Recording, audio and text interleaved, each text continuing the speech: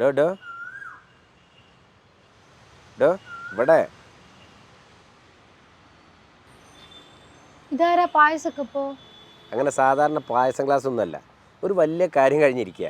പിന്നെ എല്ലാം കുട്ടികൾക്ക് വേണ്ടിയാണല്ലോ എന്ന് ആലോചിക്കുമ്പോൾ ഒരാശ്വാസം. അതെന്താ ഇത്രയും വലിയ സംഭവം? ഇവിടെ വല്ല കലോത്സവം ഉണ്ടായിരുന്നോ? അതൊക്കെ ഞാൻ പറയാം. ആദ്യം നീ എന്നെ ഒന്ന് എടുത്തേ. ഉം.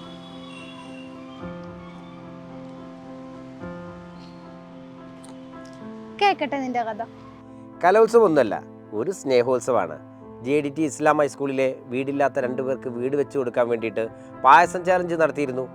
അതിനുവേണ്ടി കൊണ്ടുവന്നത് തന്നെ സ്കൂൾ PTA വന്ന ഐഡിയ ആണേ. അതിപ്പോൾ ഇവിടം വരെയായി.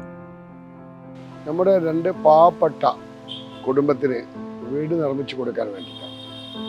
ഒരു 80% വരെ ആദ്യം പണി പൂർത്തീകരിച്ചു കഴിഞ്ഞു. പിന്നെ അതിന് ബാക്കിയുള്ള ഫണ്ട് തയ്യാതെ വന്നപ്പോൾ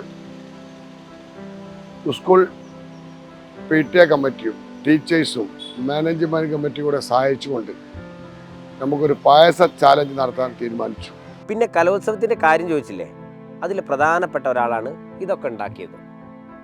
നിർധനരായ 2 വിദ്യാർത്ഥികൾക്ക് വീട് നിർമ്മിച്ച് നൽകുന്നതിന് വേണ്ടിയിട്ട് JDT ഇസ്ലാം സ്കൂൾ നടത്തുന്ന ഈ പായസ ചലഞ്ചിൽ ഒരു ഭാഗമാകാൻ കഴിഞ്ഞതിൽ എനിക്ക് വളരെയേറെ സന്തോഷമുണ്ട്.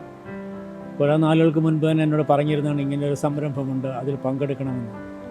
അപ്പോൾ ഇന്നലെ ഇവിടെ വന്ന് വളരെ ഭംഗിയായിട്ട് ഞങ്ങൾക്ക് പൂർത്തിയാക്കാൻ കഴിഞ്ഞു.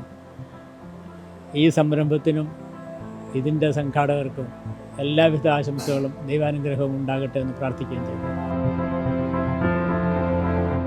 2 കുടുംബം, ഒന്ന് നമ്മുടെ JDT ഹൈസ്കൂൾ പഠിക്കുന്ന കുട്ടികളും, ഒന്നും പുറമേയുള്ള നമ്മൾ JDT തന്നെ ജോലി ചെയ്യുന്ന ഒരു കുടുംബത്തിനുമാണ് വീട് നൽകാൻ തീരുമാനിച്ചത്.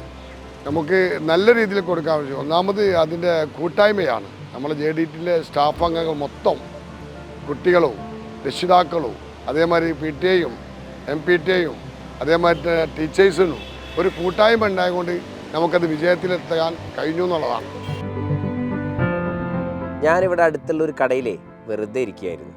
എന്തായാലും എനിക്കും ഇതിൽ പങ്കുചേരാൻ പറ്റിയല്ലോ. അവർക്ക് വീട് വെക്കാൻ ആവശ്യത്തിനുള്ള പൈസ കിട്ടിയിട്ടുണ്ടാകും അല്ലേ? എനിക്കത് മതി. എന്നാൽ പിന്നെ എന്നെ എടുത്തെടുത്ത് തന്നെ തിരിച്ചു വെച്ചേക്ക്. എന്നാ ശരി.